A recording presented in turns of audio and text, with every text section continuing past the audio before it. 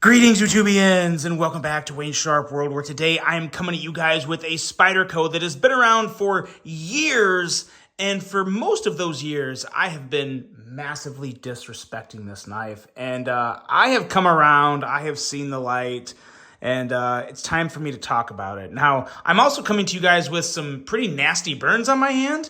I hope you can manage to just not look at these because they are a little nasty, but this is what happens when you're not thinking and you're doing like 3 things at once, and you go to pick up the pan that you were cooking your eggs in and you just grab it by the hot part of the pan. Long story, but I was not paying attention, and that's what happens when you don't pay attention, which is even more of a reason why you should always pay attention when you're using your pocket knives, because instead of getting burnt, you can get cut. Okay, done with that. Let's move on. Just wanted to explain that ugly blemish you see on my fingers there. The knife we're talking about today is the Spyderco Dragonfly 2.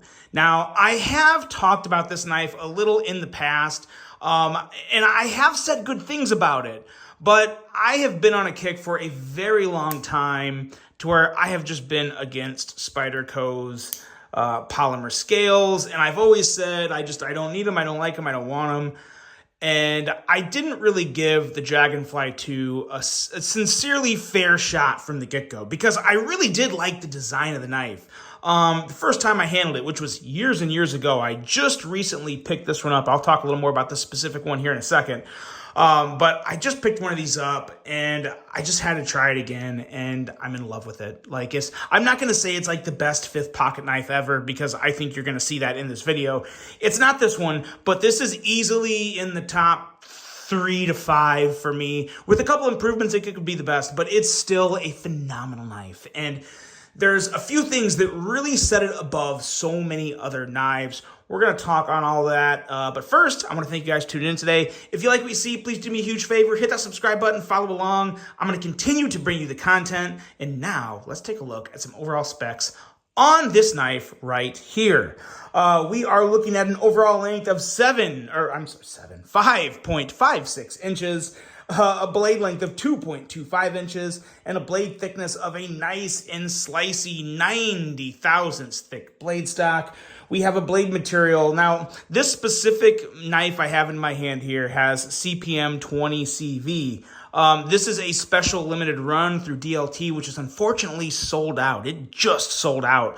I must have been one of the last people to buy one of these, because I went to go get the link for it this morning and it was sold out. So unfortunate, but on the bright side, there are tons of these things out there, and all sorts of blade steels, all sorts of blade shapes, or maybe I think there's just 2 blade shapes, this and a Warncliffe.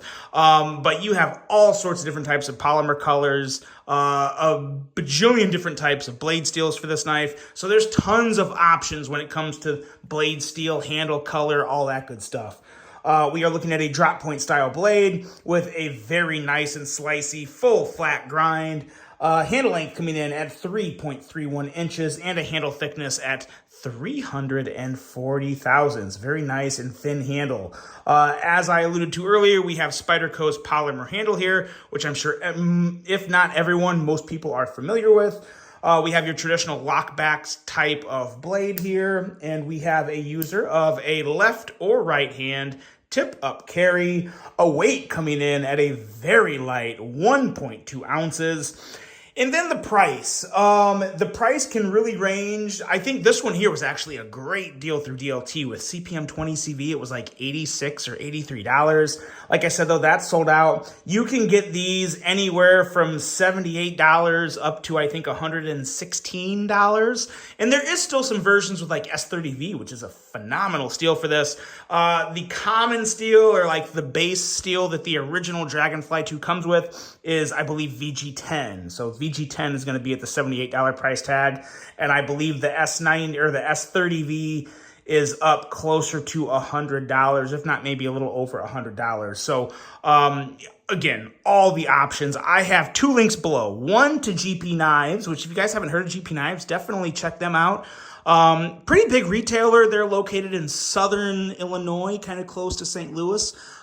Significantly big retailer, but small in comparison to Blade HQ, which is where I'll have the other links too. So if you want to support the big boys, go to Blade HQ. If you want to support the littler guys, hop on over to GP Knives. But both of them have a ton of these in stock. And like I said, the flavors are just about endless for this knife, which is really nice. So you can, you have a lot to pick from. Something very important to know about this knife. This is the Spyderco Dragonfly 2. This is the second version. This is the second generation Dragonfly that's undergone some improvement thanks to Spyderco's CQI process. CQI stands for Constant Quality Improvement. So the differences between the Spyderco Dragonfly 2 as opposed to the Spyderco Dragonfly are as follows. You have a wire clip, a reversible wire clip on the Dragonfly 2. You have added jimping to the spine, which we'll talk more about here in just a second because I happen to love this. You have bi-directional grip texture on the polymer scales as opposed to more of just kind of a flat texturing on the original scales. And you also have, that's it. That's it. Those are the three big differences. The wire clip, the bi-directional grip on the polymer, and the jimping added to the spine. Those are the big differences that separate the Spyderco Dragonfly 2 from the original Spyderco Dragonfly, which I don't think you can even get anymore. I think those have been long gone. They've been discontinued. You're not going to see those pop up anywhere as far as I'm aware. Now let's take a look at some size comparisons here. And just see how this little guy stacks up to some of the other fifth pocket knives that are out there. Let's go with this guy right here. This is the CJRB Mica. And let's pull out this guy right here, the Civivi Baby Banter. As you can see, it's going to be very, very comparable in terms of length to both of these knives. And these two here, these are two knives that would probably, the Baby Banter for sure, and the Mica would be right around that 5th, 6th place spot for me. Two great little fifth pocket knives. And we'll bring out two more here, which I think are my other two favorites. This guy right here, the Devo Knives Nip, which is a little more of an expensive fifth pocket knife. But as I said before in a previous video, there's a budget version of that coming. So stay tuned. And then this guy right here. This, in my opinion, is still the best fifth pocket knife you can get out there. In terms of just price, value, everything, this is the Vosteed Raccoon Cub, and I absolutely love it. But there's some real similarities here, too, between, all three of these knives in terms of length. All three of them have fantastic ergos. Let's get the Nip out of here, and let's talk about the comparisons between my favorite of all time compared to one of my favorites now. And as you can see, the two things that really come to mind with these two knives is the generous finger choil as well as the sharpened blade length. The sharpened blade length is just about identical. Maybe factoring in the belly, you might have a little more sharpened edge on the Raccoon Cub. But what really sets these two apart is not ergos. They both have phenomenal ergos. The big difference at the end of the day is just the action, the fidget factor. They're two completely different knives in terms of how you deploy the blades because you have all these options with the Raccoon Cub, and it's a super, super fidgety knife, and it's only $50. It's less expensive. It's got all the things going for it. So that's why I would still put the Raccoon Cub as my top pick for a fifth pocket knife. But when it comes to the Dragonfly 2, I think this is one of those knives that it's been around for so long, I think people forget how good it is. And that's the case for me too, because this knife here, while it's not the most fidgety knife in the world, we know that. It's very clear with a backlock. That's how you deploy it right there. That's it. The thumb roll method. And I will say this thumb roll, while it's not fidgety, it's very good. It's very smooth. It's very secure. It's everything you need. You absolutely need in a folding knife. You don't need a fidget factor. A lot of people really want it and may not buy a knife if it doesn't have one, but you don't absolutely have to have it on a knife.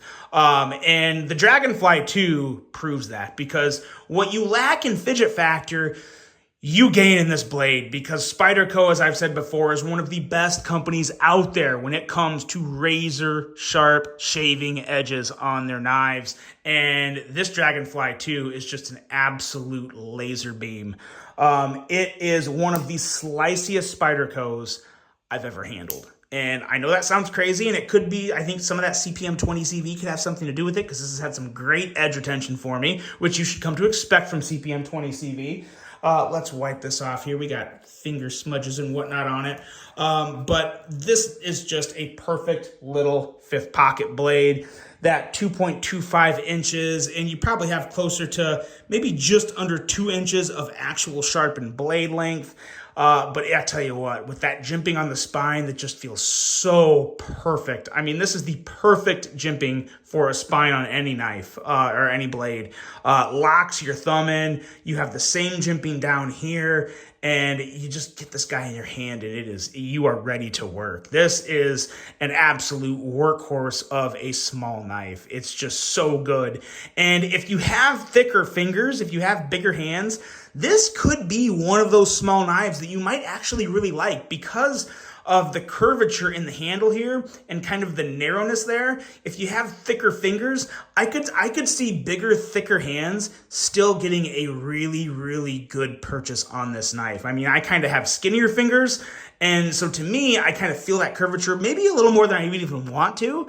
But if you had those thicker hands, I think this would sit very, very nicely in your hands. So this could be a knife that you may not think you want. You'd have to just get it in your hand, but I could see this being really comfortable in those bigger, thicker hands. So a knife that I think is made for any type of hand, and just phenomenal build quality from Spyderco. I mean, if you guys have handled Spydercos before, even with the polymer scales, I love how it feels.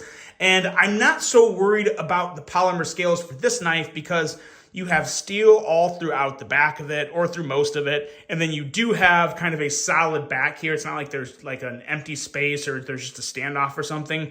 The two pieces together do make this back end here very strong. So that's all good and dandy. And if you still don't want polymer scales, you can also get some of these, and I had to because I wanted to check these out from Flytanium. These are titanium scales for the Dragonfly 2. And one thing I really like about it is it just has, well, I mean, if you're a righty, you're going to love it. If you're a lefty, you're obviously not going to like it. I think you can get lefty versions, but yeah, titanium scales. So I'll do the scale swap, and I'm basically going to have a Dragonfly 2 looking like this, which I think is going to look pretty darn stinking good. Cannot wait to do that little knife surgery. But yeah, now the only drawback is these scales are like, I think $85 or $90. So they're basically the same price as the knife. So you take an $80-ish knife and turn it into a $160 knife or a $170 knife. So that's not ideal. But again, if you're, most people watching this are already well beyond that point. We have an obsession or a sickness for pocket knives to where we can easily justify the cost of spending the same amount on scales as we would a knife that's, $75, $80. So take that for what it's worth, but you do have options, and it comes with, of course, a little nice backspacer and some extra washers. So it comes with everything you need to really turn this knife into a true tank, and I'm very, very excited to see that. I will do a little update when I get the scales swapped on and show you guys, but I definitely think that's going to transform this knife to even what I already really love about this. It's just going to make it that much more durable. Now, it's going to add a little weight, so there's a compromise there, but like I said before, it's still going to be like 2.5 ounces, so I can care less at the end of the day. That's still not heavy.